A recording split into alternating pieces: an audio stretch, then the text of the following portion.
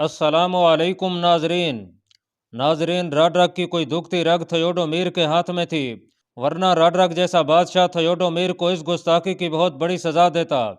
वो चुप रहा और उसने मुंह फेर लिया। उसे मेरनिया खड़ी नजर आई जो महल के हरम की निगरान और मुंतजिम थी। राड्रक ने उसकी तरफ देखा तो वो कॉर्निश बजा ली। मेरे लिए क्या हुक्म है शहनशाह? मेरनिया ने पूछा। क्या तुम नहीं जानती कि तुम्हारे लिए क्या हुक्म है? राड्रक ने कहा। कोई नया इजाफा? हाँ शहनशाह, मिर्निया ने कहा। कम सीन और बहुत खूबसूरत है, क्या मैं उसे साथ ले चलूं शहनशाह? उसे साथ ले आओ, राड्रक ने कहा। कोई और है तो उसे भी साथ ले आओ, और तुम भी आ जाओ, औरतों की बगियां पीछे हैं। मिर्निया ने शाह राड्रक को गहरी नजरों से देखा और ताजीम बजा लाकर चली गई। जरा परे बड़ी खूबसूरत कनातें खड़ी कर दी गई थीं और उन पर शामियाना तान दिया गया था। उनके अंदर कलीन बिछा दिए गए और शाहाना कुर्सी रख दी गई थी जो तख्त व तौस जैसी थी। देखते ही देखते शामियाने के नीचे शाह राड्रक का दरबार बना दिया गया था। राड्रक घोड़े से उतरकर जर्क बर्क कपड़ों के बने हुए उस दरबार में चला गया।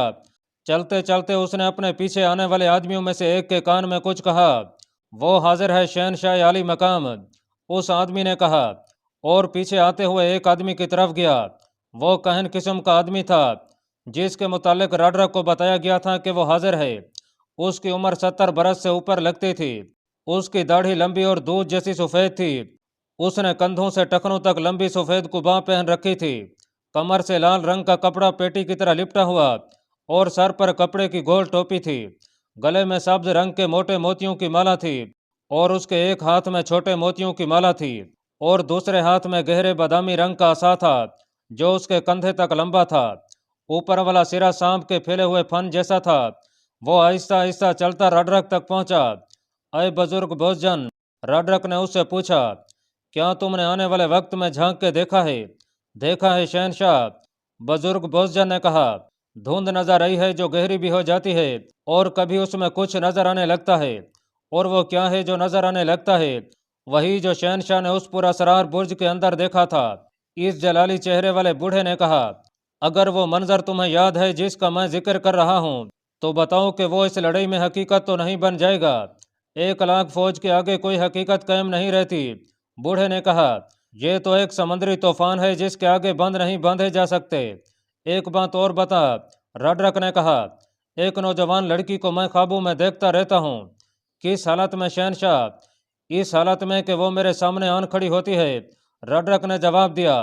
उसका सर नहीं होता, कंधों तक सिर्फ धड़ होता है, फिर पलक झिपकते उसके कंधों पर सर नजर आने लगता है। गर्दन, चेहरा और सर। वो मुझे टिकटिकी बांधे देखती रहती है। मुझ पर खौफ तारी हो जाता है। चंद लम्हों बाद लड़की की आवाज़ सुनाई देती है। तेरी बादशाही पर भी घोड़े दौड़ेंगे, तेरा नामो निशान नहीं मिलेगा। लड़की के होंठ नहीं मिलते मगर आवाज़ सुनाई देती है। क्या शहनशाह उस लड़की को पहचानते हैं? बूढ़े ने कहा। हाँ, राड्रक ने जवाब दिया। वो पंपलूना में मेरी जिंदगी में आई थी। वो बागियों के सरदार की बेटी थी। मैंने उसे पास रखा और एक रात उसकी गर्दन पर तलवार के एक ही वार से उसका सर तन से जुदा कर दिया। राड्रक बागियों के लीडर की बेटी एस्तोरिया की बात कर रहा था। बूढ़े काहिन के पूछने पर राड्रक ने उसे पूरा वाक्य सुना दिया। क्या ये कोई बुरा शगुन है? राड्रक ने पूछा। शगुन अच्छा नहीं शहनशाह, बूढ़े ने कहा। कमसिन की बद्दुआ जल्द ही कबूल हो जाती है। वो जिसने सबको पैदा किया है हर किसी के साथ इंसाफ करता है, और मैं जानता हूँ कि तुम्हारे हाथ में ताकत है जो बुरे शगुन का असर ज़ायल कर सकती है। नाजरीन, ये वाक़या एक पुर्तगीज़ी तरीक दान डीलो मेगो ने अपनी किताब उंदलोसिया की कुछ हिकायात में कलम बंद किया है।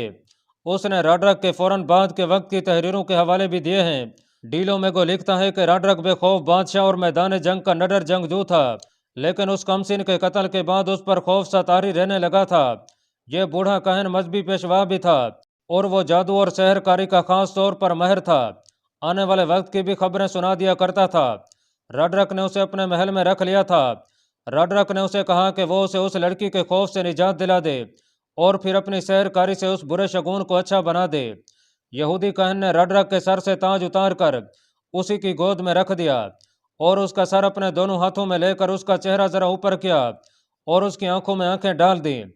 इसके साथ ही अपने दोनों अंगूठे उसके माथे पर रगड़ने लगा। उसने ये अमल चंद लम्हे किया और रडरक के सर से अपने हाथ उठा लिए। रडरक ने अपने सर को दाएं बाएं हिलाया। मैंने कुछ महसूस किया था। रडरक ने कहा, मैं जानता हूँ। बूढ़े यहूदी ने कहा, अब यह लड़की शहनशाह के काबू में नहीं आएगी, ख्यालों में भी नहीं आएगी। शहनशाह उसके खौफ से आज़ाद हो गए हैं। और बाकी काम? रडरक ने कहा, तुमने कहा था कि यह शगुन अच्छा नहीं, इसका क्या इलाज करोगे?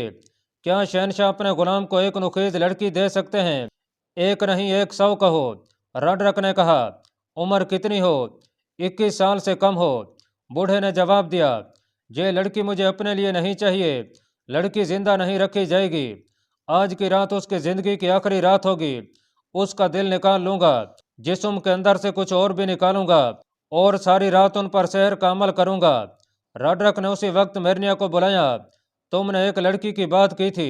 रडरक ने कहा, उसकी उम्र क्या है? 16-17 साल शहनशाह। उसे आज रात इस काहिन के हवाले कर दो। रडरक ने कहा, तुम मेरे साथ नहीं जाओगी। रात को लड़की को साथ लेकर भोजन जहां कहे वहां पहुंच जाना। उसने बूढ़े से कहा, इस औरत को अपने साथ ले जाओ और इसे अच्छी तरह समझा दो कि इसने क्या करना है। मेरनिया बूढ़े यहूदी के साथ चली गई। रात का पहला पहर कुछ गुजर गया था जब मेरनिया एक खूबसूरत लड़की को साथ लिए बूढ़े यहूदी के कमरे में दाखिल हुई। उस वक्त जब रडरक के कहने पर वो इस बूढ़े के साथ महल में आई थी, तो उसने बूढ़े से कहा था कि शहनशाह ने उसे बहुत ही हसीन इनाम दिया है। ये लड़की तो उसने शहनशाह के लिए तोहफे के तौर पर मंगवाई थी और उसे शहनशाह के साथ जाना था। क्या तुमने मेरे कमरे में किसी औरत को आते जाते देखा है? बूढ़े ने कहा, मैं इस उम्र में नौजवान लड़की को क्या करूँगा? ये लड़की मुझे किसी और मकसद के लिए चाहिए। ये रात को बताऊंगा। तुमने सिर्फ ये एहतियात करनी है कि इसका किसी के साथ जिक्र ना हो। इस राज की कीमत तुम्हारी जान है। तुम यकीनन अपनी जान गिनवाना पसंद नहीं करोगी। लड़की बूढ़े साहिर के कमरे में दाखिल हुई तो डर गई और मेरनिया के साथ लग गई। सामने मेज पर 3 इंसानी खोपड़ियां रखी हुई थीं।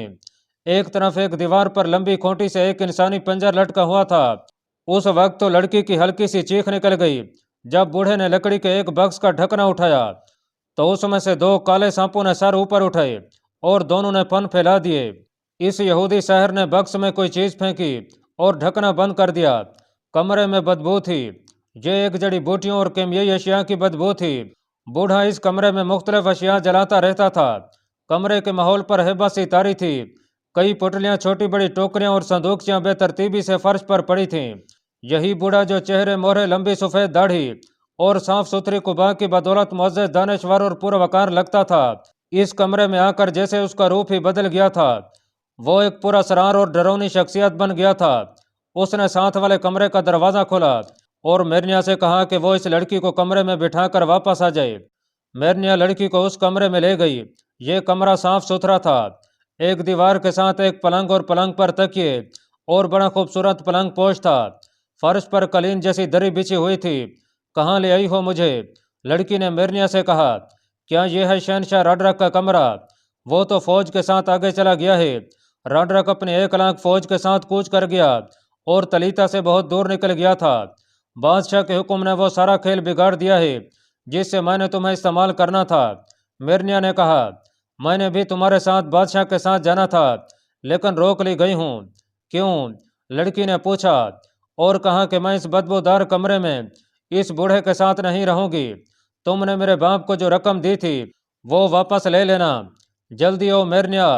बूढ़े यहूदी ने साथ वाले कमरे से कहा, उसे वहीं रहने दो, घबराओ नहीं लड़की। मेरनिया ने सरगोशी में कहा, मैं तुम्हें यहाँ से निकालने की कोशिश करूंगी। मेरनिया साथ वाले कमरे में बूढ़े के पास चली गई। मैं जानता हूँ तुम यहूदी हो, यहूदी शहर ने कहा, और शायद तुम जानती होगी कि मैं भी यहूदी हूँ। तुमने मेरा साथ देना है। शहनशाह की फतह के लिए मैंने एक ऐसा अमल करना है जिससे तुम डर जाओगी। डरना नहीं। किसी यहूदी को इस शहनशाह की फतह के लिए कुछ नहीं करना चाहिए। मेरनिया ने कहा, इतनी ज्यादा फौज से वो फतह हासिल कर ही लेगा। मेरे काम में दखल ना दो। बूढ़े ने उसे डांट कर कहा, शहनशाह के लिए 2 शगुन बहुत खतरनाक हैं। उनका असर ज़ायल करना जरूरी है। हमला आवरों की तादाद 11-12 हजार है। मेरनिया ने हंसते हुए कहा, शहनशाह की 1 लाख फौज में 11-12 हजार तो घुड़सवार होंगे।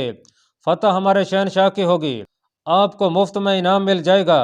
जो मैं जानता हूँ वो तुम नहीं जान सकी। बूढ़े ने कहा, मैं जो कहता हूँ वो करो। मैंने इस लड़की के जिस्म से जान निकालनी है। जो ही ये आखिरी सांस लेगी मैं इसका दिल निकाल लूंगा। फिर पेट चाक करके अपने अमल के लिए 2 और अज़ा निकलने में तुम मेरी मदद करोगी। जब काम हो जाएगा तो लड़की की लाश को गायब करना तुम्हारा काम होगा, और ये कोई मुश्किल काम नहीं। इस महल से लाशें गायब होती ही रहती हैं। मैरिया पर तो गशी तारी होने लगी थी, लेकिन उसने अपने आप को संभाल लिया। उसे ले आओ, बूढ़े ने कहा, प्यार से, धोखे से, उसे कुछ पता ना चले। मैरिया दूसरे कमरे में चली गई और इधर उधर देखने लगी। उसे काम की एक चीज नजर आ गई जो उसने उठा ली और लड़की से कहा कि उसके साथ है। अब क्या होगा? लड़की ने पूछा। मुझे उस बदबूदार बूढ़े के पास छोड़कर चली जाओगी? मैं कुछ करूंगी, मैरिया ने कहा। डरना जाना, मेरी मदद करना। दोनों बूढ़े शहर के कमरे में चली गईं। आ बेटी, उसने लड़की के सर पर हाथ रखकर कहा, इस मेज पर बैठ जा, मुझे अपना बाप समझ। लड़की ने मैरिया की तरफ देखा। मैरिया ने उसे सर से इशारा किया कि वो मेज पर बैठ जाए। बूढ़ा उसके करीब चला गया। उसने लड़की को कुछ सुंघाकर या हिप्नोटाइज करके खत्म करना था। बूढ़े की पीठ मैरिया की तरफ थी। मैरिया ने दूसरे कमरे से एक मोटा डंडा उठाया जो उसने हाथों में लेकर अपने पीछे किया हुआ था। उसने ये डंडा मजबूती से अपने दाएं हाथ में लिया और पीछे से पूरी ताकत से बूढ़े के सर पर मारा। फौरन बाद ऐसी ही जोरदार एक और जरब लगाई। बूढ़ा गश खाकर गिर गया। मैरिया ने उसे पीठ के बल किया, उसकी छाती पर बैठ गई और उसकी गर्दन दोनों हाथों में लेकर शेहरग को दबा लिया। बूढ़ा तड़पा और जल्दी ही बेहोश हो गया। मैरिया ने दूसरे कमरे में लकड़ी का एक बहुत बड़ा बक्स देखा था। लड़की को साथ मिलाकर लाश उठाई और दूसरे कमरे में ले गई। बक्स खोला, दोनों ने लाश उठाकर बक्स में रखी और बक्स का ढकना बंद करके उसका बुलेट चढ़ा दिया। अब इसका रडरक बादशाह फतह हासिल करके वापस आएगा। मैरिया ने कहा, चल लड़की निकल यहाँ से, किसी के साथ जिक्र ना कर बैठना। दोनों वहां से निकले और मैरिया लड़की को अपने कमरे में ले गई। उसने अपने लिए बहुत बड़ा खतरा पैदा कर लिया था। उसने फरार का इरादा कर लिया। अगले रोज उसने उस लड़की का हुलिया बदला और उसे महल से निकालकर उसके घर भेज दिया और खुद एक और जगह चली गई। ये एक बड़ी हवेली थी जिसमें एक गोत खानदान रहता था। वहां 2 आदमी मौजूद थे। मैरिया ने उन्हें बताया कि वो बूढ़े यहूदी शहर को कत्ल कर रही है। उसने कत्ल का सारा वाकया सुनाया। ये तो तुमने अच्छा किया है, एक आदमी ने कहा। उस मासूम लड़की को बचा लिया है, अब जो होगा देख लेंगे। हमें ऐसी उम्मीद तो नहीं रखनी चाहिए कि रडरक जिंदा वापस नहीं आएगा, मैरिया ने कहा। बर्बरों की तादाद बहुत थोड़ी है, वो जिंदा ही वापस आएगा, उस आदमी ने कहा। परेशान होने की जरूरत नहीं, वो वापस आ रहा होगा तो तुम यहाँ से निकल रही होगी। तुम्हें जिंदा और सलामत सैफस्ता पहुँचाना हमारा काम है। दुआ करो कि उपास जिंदा रहे, हम तुम्हें उस तक पहुँचा देंगे। नाजरीन, इधर शहनशाह रडरक जादूगरी और शहरकारी का सहारा ले रहा था जैसे उसे 1 लाख फौज पर भरोसा नहीं था। उधर मुसलमानों के कैम्प में अल्लाह ही अल्लाह था। तारिक बिन जियाद ने अपने सिपाह को बता दिया था कि उनके मुकाबले में 8 गुना से भी ज्यादा फौज आ रही है और हर मुजाहिद का मुकाबला 8 आदमियों से होगा। हर रोज फजर की नमाज के बाद और जुमा के खुतबे में अपनी फौज को एक तो वो अपना ख्वाब सुनाता जिसमें उसे रसूल अकरम सल्लल्लाहु अलैहि वसल्लम ने फतह की बशारत दी थी, और उसके अलावा कुरान की वो आयात सुनाता जिनमें अल्लाह ताला ने मोमिनीन से फतह और नुसरत के वादे किए हैं कि ऐसा कई बार हुआ है कि छोटी जमात बड़ी जमात पर गालिब आई है। ये आयत पढ़कर तारिक अपनी फौज को जहन नशीन कराता था कि छोटी जमात के अफराद और उनका अमीर अपने आप में कौन सी खूबियां, सलाहियतें और जोर ईमान की कुव्वत पैदा करे तो अल्लाह ताला उसे बड़ी जमात पर गलबा अता करता है। तारिक बिन जियाद ज्यादातर जोर पहले पारे की 50वीं आयत पर दिया करता था। याद करो वो वक्त जब हमने दरिया को फाड़ दिया और तुम्हें राह निजात दी थी और फिरौन की कौम को गर्क कर दिया था। तारिक अपनी फौज को बताया करता था कि इस आयत में अल्लाह ताला के मुखातिब बनी इसराइल हैं। हजरत मूसा अलैहिस्सलाम ने फिरौन के जादूगरों के चैलेंज पर वो मौजे दिखाए कि तिलिस्म में सामरी तोड़ दिया और फिरौन को अंगिश्त बदनिदा कर दिया था और बनी इसराइल मिस्र से भागे तो दरियाई नील ने उनका रास्ता रोक लिया। आगे गहरा और चौड़ा दरिया था, पीछे फिरौन और उसकी फौज थी। मूसा अलैहिस्सलाम ने दरिया पर अपना असा मारा तो दरिया फट गया और पानी के दरमियान रास्ता बन गया। मूसा अलैहिस्सलाम अपनी कौम के साथ गुजर गए, मगर उस रास्ते पर फिरौन अपनी फौज के साथ आया तो दरिया के दोनों हिस्से आपस में मिल गए और फिरौन अपनी फौज समेत गरकाब हो गया। लेकिन मुजाहिदीन इस्लाम, तारिक अपने खुतबे में कहता था, अल्लाह ताला ने मूसा अलैहिस्सलाम को 40 शब और रोज़ के लिए बुलाया तो उनकी गैर हाजिरी में बनी इसराइल ने एक बछड़े को अपना माबूद बना लिया। اسلام کے نام پر سر کٹوانے والے مجاہدوں، حالات کتنے ہی تمہارے خلاف کیوں نہ ہو جائیں، اللہ ہی کی عبادت کرنا۔ اور ایسی ہی کئی اور آیات تھیں جو وہ اپنی فوج کو سناتا اور مجاہدین کے جذبوں میں ایمان کا لو بھڑکاتا رہتا تھا۔ دن کے وقت وہ فوج کو اس علاقے میں لے جاتا تھا جو اس نے لڑائی کے لیے منتخب کر لیا تھا۔ اس نے ایسا میدان بھی دیکھ لیا تھا جہاں اس نے اپنی مخصوص چالوں سے دشمن کو بکھیرنے کی کوشش کرنی تھی، اور اس نے پہاڑیوں اور ٹیکریوں کی درمیانی جگہوں کا بھی انتخاب کر لیا تھا جہاں اس نے دشمن کے چند ایک دستوں کو گھنے ہجوم کی طرح لانا اور ان پر قہر نازل کرنا تھا۔ وہ اپنے دستوں کو اس طریقہ جنگ کے مطابق جنگی مشقیں کرا رہا تھا۔ طارق بن زیاد کے لیے کوئی شگون اچھا نہیں تھا اور کوئی شگون برا نہیں تھا، وہ شگون کے لفظ سے ہی ناآشنا تھا۔ راڈرا کی فوج تیز و تند سیلاب کی طرح آ رہی تھی، اس سیلاب کی طرح جس کے آگے بند نہیں باندھے جا سکتے۔ ناظرین، میرنیا اس حویلی میں جہاں وہ لڑکی کو لے گئی تھی پہلے بھی کئی بار گئی تھی، وہ ہر بار نئے بہروپ میں جاتی تھی۔ اس حویلی میں کوئی خصوصیت نہیں تھی۔ تلیتا شہر میں ایسی کئی اور حویلیاں تھیں جنہیں دیکھ کر لوگ کہتے کہ یہاں بڑے لوگ رہتے ہیں، لیکن اس حویلی کے اندر ایسی خفیہ سرگرمیاں شروع ہو گئی تھیں جنہوں نے یورپ کی تاریخ بدل ڈالی تھی۔ یہ سلسلہ اس وقت شروع ہوا تھا جب وہ 5 پاگل بن کر میرنیا سے جھیل پر ملا اور اسے تفصیل سے بتایا کہ اب موقع ہے جس سے یہودی اور گوت فائدہ اٹھا کر راڈرا کی بادشاہی ختم کر سکتے ہیں۔ اس کا ایک ہی ذریعہ ہے کہ جو یہودی اور گوت فوج میں ہیں وہ عین لڑائی کے دوران مسلمانوں سے جا ملے اور راڈرا کو نقصان پہنچائیں۔ راڈرا کبھی پمپلونا سے چلا ہی تھا، راستے میں اس کی فوج میں اضافہ ہی اضافہ ہوتا چلا جا رہا تھا۔ میرنیا نے اس کی پیٹھ میں خنجر گھونپنے کا بندوبست اسی رات شروع کر دیا تھا۔ اس کے پاس ایک سے بڑھ کر ایک حسین لڑکی تھی اور اسے بادشاہ تک رسائی بھی حاصل تھی۔ محل کے اندر کی پراسرار دنیا میں اس کا اثر و رسوخ چلتا تھا۔ محل میں گوت قوم کے 3-4 آدمی بڑے اچھے عہدوں پر موجود تھے اور 1-2 یہودیوں کو بھی ایسے ہی رتبے حاصل تھے۔ ان کے میرنیا کے ساتھ اچھے مراسم تھے۔ میرنیا خود بھی یہودی تھی، اس لیے اس کے دل میں ان کی ہمدردی تھی، لیکن ان کے ساتھ بھی وہ ایسی بات نہیں کرنا چاہتی تھی کہ راڈرک سے غداری کریں۔ وہ اس حویلی میں چلی گئی۔ یہ ایک گوت خاندان کی حویلی تھی۔ گوت قوم کو سرکاری طور پر اچھی پوزیشن حاصل تھی، انہیں فوج میں اور انتظامیہ میں بھی عہدے حاصل تھے۔ اس حویلی میں رہنے والوں کے خاندان کے بڑوں میں راز کی ایک بات یہ تھی کہ وہ وٹینرا کو نہیں بھولے تھے۔ اس حویلی میں رہنے والوں میں سے ایک کا نام زیواس تھا جو اوپاس کا بچپن کا دوست تھا۔ میرنیا اسے ملی اور اوپاس کی غیر متوقع ملاقات سنئی اور وہ باتیں بھی سنائی جو اس نے اوپاس کے ساتھ کی تھی۔ زیواس نے بلا حیل حجت اس تجویز کو تسلیم کر لیا۔ اس نے اپنے باپ اور بھائیوں سے بھی میرنیا کو ملوایا اور بتایا کہ اوپاس میرنیا کو کیا کہہ گیا ہے۔ بہت اچھی بات ہے، زیواس کے باپ نے کہا، اور یہ تجویز جتنی اچھی ہے اس سے کہیں زیادہ خطرناک ہے۔ کوئی بھی نہیں مان سکتا کہ اتنی کم تعداد میں حملہ آور اندلس کی 1 لاکھ فوج کو شکست دے سکیں گے۔ ناممکن۔ اگر گوت اور یہودی غداری کریں تو بھی ان کی تعداد کتنی ہوگی؟ 15 نہیں تو 20,000 ہوگی۔ یہ حملہ آوروں سے مل کر کیا کر لیں گے؟ فتح راڈرک کی ہوگی۔ پھر جانتے ہو کیا ہوگا؟ راڈرک ایک بھی غدار کو زندہ نہیں چھوڑے گا اور گوتھوں اور یہودیوں کے گھروں کا جو حال کر دیا جائے گا وہ بڑا ہی بھیانک ہوگا۔ اوپاس کا خیال کچھ اور ہے، میرنیا نے کہا۔ وہ کہتا ہے کہ مسلمان لڑنے کے اتنے ماہر ہیں کہ انہوں نے تھیوڈومیر کی فوج کو جو ان سے دگنی تھی ذرا سی دیر میں بھگا دیا ہے۔ آدھی سے زیادہ فوج کٹ گئی، تھوڑی سی بھاگ نکلی اور باقی سب مسلمانوں کی قیدی ہو گئی۔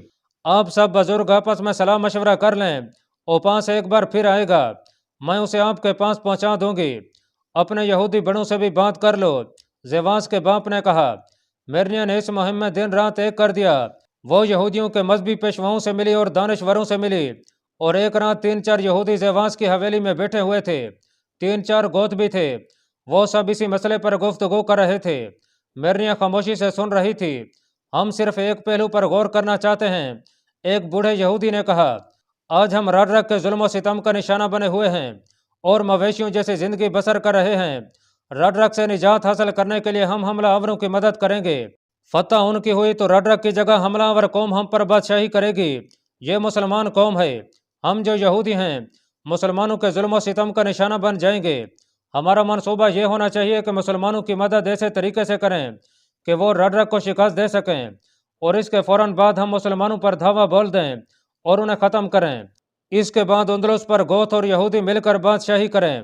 میرنیا کو اوپاس کا سارا منصوبہ برباد ہوتا نظر آیا۔ قابل احترام بزرگ، میرنیا نے کہا، آپ عرب کے مسلمانوں کی بات کر رہے ہیں یہ مسلمان جو اندلس میں آ گئے ہیں یہ بربر ہیں، جنگ و جدل اور لوٹ مار ان کا بئی شغل اور پیشہ ہے، ان کا جرنیل بھی بربر ہے۔ یہ جنگلی قوم ہے جو قبیلوں میں بٹی ہوئی ہے، انہوں نے اپنے ملک میں کون سی بادشاہی قائم کر رکھی ہے کہ یہ ہمارے ملک میں بادشاہی قائم کریں گے۔ میرنیا نے اپنے جھوٹ کو پورا سر استدلال سے سچ ثابت کر دیا اور بزرگوں کو اپنا ہم خیال بنا لیا۔ 2-3 دنوں بعد جب راڈرک تلیتا سے 3-4 دنوں کی مسافت دور رہ گیا تھا، اوپاس ایک تارک الدنیا مذہبی پیشوا کے بحروب میں تلیتا چلا گیا اور اس نے میرنیا سے ملنے کا ایک ذریعہ پیدا کر لیا۔ میرنیا نے اسے اسی حویلی میں بھجوا دیا۔ میرنیا نے اسے بتا دیا تھا کہ ایک یہودی دانشور نے کیا باتیں کی تھیں اور اس نے اس یہودی کو کیا کیا دلیلیں دے کر اپنا ہم خیال بنایا ہے۔ رات کو میرنیا بھی وہاں پہنچ گئی۔ گوتھوں اور یہودیوں کے بزرگ گئے ہوئے تھے۔ اوپاس چونکہ گوت تھا اور راڈرک نے گوتھوں کی بادشاہی کا تختہ الٹا تھا، اس لیے اوپاس نے گوت قوم کے بزرگوں کو اپنا ہم نوا بنا لیا۔ یہودیوں کے بڑے اپنی قوم کے مفاد کی ہی بات کرتے تھے، کیا آپ بھول گئے ہیں؟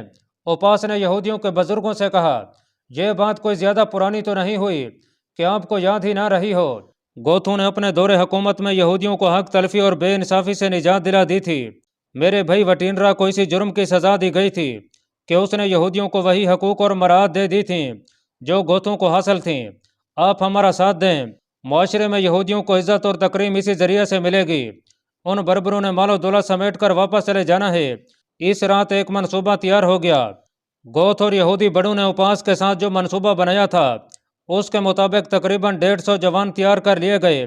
راڈرک تلیتا پہنچا تو گوتھوں اور یہودیوں نے انہیں اس کے سامنے پیش کیا اور کہا کہ یہ رضاکارانہ طور پر فوج میں شامل ہونا چاہتے ہیں اور یہ معمولی سپاہی نہیں بنیں گے بلکہ یہ تربیت یافتہ جاں باز ہیں۔ راڈرک سے یہ بھی کہا گیا کہ یہ شب خون کے ماہر ہیں اور یہ حملہ آوروں کو راتوں کو بہت نقصان پہنچائیں گے۔ راڈرک جس روز تلیتا پہنچا اس سے ایک روز پہلے اوپاس واپس چلا گیا تھا۔ اسی رات اندلس کی فوج کے وہ چھوٹے بڑے کمانڈر جو گوت قوم سے تعلق رکھتے تھے ایک ایسی جگہ اکٹھے بیٹھے تھے جہاں سے انہیں کوئی نہیں دیکھ سکتا تھا۔ ان میں 2 عہدیدار یہودی بھی تھے۔ انہوں نے سرگوشیوں میں بہت سی باتیں کی اور ادھر ادھر ہو گئے۔ دوسرے روز جب 1 لاکھ فوج جس میں ہزارہ گھوڑے تھے حملہ آوروں کو اندلس سے نکالنے کے لیے طوفان کی طرح جا رہی تھی تو سپاہی حملہ آوروں کے متعلق عجیب و غریب اور ڈراؤنی سی کہانیاں سن رہے تھے اور سنا بھی رہے تھے۔ تھیوڈومیر جیسا جرنیل انہیں دیکھ کر ہی بھاگ گیا تھا۔ کہتے ہیں وہ چند ہزار ہیں لیکن لاکھوں پر بھاری ہیں، ان کا کوئی تیر خطا نہیں جاتا، ہوا میں تیر چلا دیتے ہیں اور تیر خود ہی کسی آدمی کو دیکھ کر اس کے سینے میں اتر جاتا ہے۔ ان کا ایک پیادہ 4-4 6-6 سواروں کا مقابلہ کرتا اور سب کو کاٹ کر گرا دیتا ہے۔ ایسی اور بھی بہت سی باتیں تھیں جو راڈرک کی فوج میں کوچ کے دوران پھیلتی جا رہی تھیں۔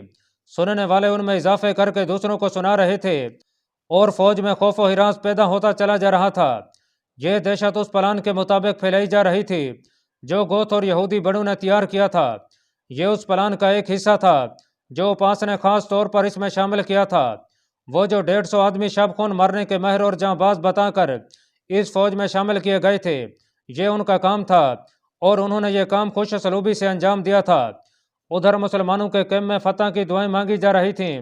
راڈرک کی فوج دریائے گدلیہ تک پہنچ گئی۔ طارق بن زیاد کو اطلاع ملی تو وہ گھوڑے پر سوار ہوا اور ایک قریبی پہاڑی پر جا چڑھا۔ دریا کے پار دور دور تک انسان اور گھوڑے نظر آتے تھے۔ اس نے اتنی بڑی فوج پہلے کبھی نہیں دیکھی تھی۔ اسے پہلے بتا دیا گیا تھا کہ راڈرک کی فوج کی نفری 1 لاکھ ہوگی۔ اللہ میرے اللہ! طارق نے اپنے دونوں ہاتھ آسمان کی طرف اٹھائے اور گڑ گڑایا، اپنے نام کی لاج رکھ لینا، ہم تیرے نام پر کفر کے خلاف لڑنے آئے ہیں اور تجھ ہی سے مدد مانگتے ہیں۔ اللہ پاک کمی بیشی معاف فرمائے۔ اللہ آپ کا حامی و ناصر ہو۔